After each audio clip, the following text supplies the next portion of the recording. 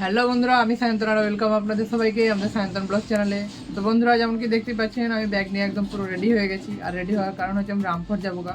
অনেক ভিডিওতে দেখেছেন যারা, তারা জানেন যে আমাদের ডেকোরেশনের ব্যবসা আছে, প্যান্ডেল ব্যবসা। তো সেই প্যান্ডেলে কিছু এখন সাধ্য বাড়ি একটা কাজ চলছে, যার জন্য কিছু মাল আনতে হবে, সাদা কাপড়।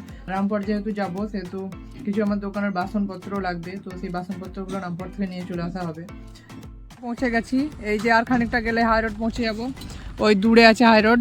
আর এটা হচ্ছে রামপুরহাটে যে পার্ক, নতুন একটা পার্ক করেছে, ওয়াটার পার্ক, তার পেছনে। তো বৃষ্টি সাধারণত খুব বেশি বেড়ে গেল, যার কারণে উপরে পড়েছিলাম। তো এখন গাছের তলায় একটু দাঁড়িয়েছি। তো এখন গিয়ে কিছু খাবো আগে, কারণ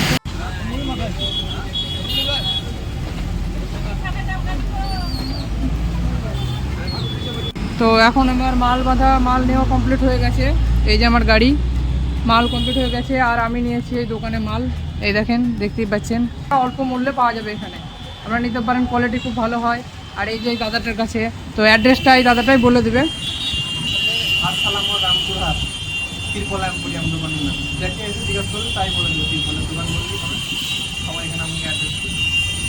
রামপুরহাট ভারসালা মোড়ে ত্রিপল এম্পিয়ার দোকান আছে দাদাটার। তো এখানে আসবেন, ভিজিট করবেন, খুব ভালো ব্যবহারও খুব সুন্দর দাদাদের। আর এই দেখেন, এটা দোকান দাদাদের। এই যে আরও গোডাউন আছে আমাদের,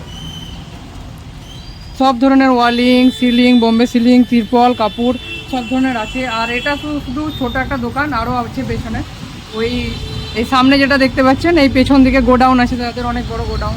মাল নেওয়া কমপ্লিট হয়ে গেল, দেখতে পাচ্ছেন সব ধরনের মাল নিয়ে এলাম। এবার যাবো বাড়ি। এখন রামপুরহাটে আছি, মাল নিয়ে আমার কমপ্লিট হয়ে গেছে। আর আমি এখন রেল লাইনের সাইডেই আছি, রেল ফাটকের পাশ দিয়ে যেটা যায় আমাদের বদরা যায় সেই রাস্তাটাতে।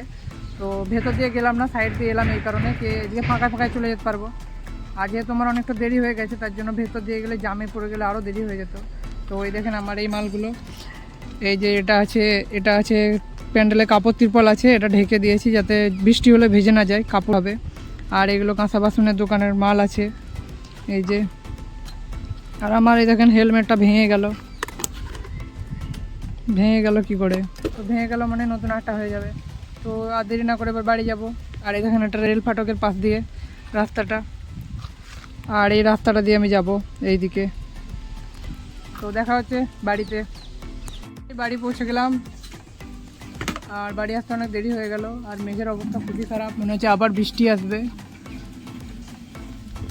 তো তাড়াতাড়ি আমি মালগুলো গুছিয়ে দোকানে রেখে দেবো, আর ফ্রেশ হয়ে ভাত খাবো। তো আজকের ব্লগ আমাদের এখানেই শেষ। দেখা হবে আবার একটা নতুন টপিকে। তো ভিডিওটা ভালো লাগলে লাইক, কমেন্ট, সাবস্ক্রাইব করে দেবেন।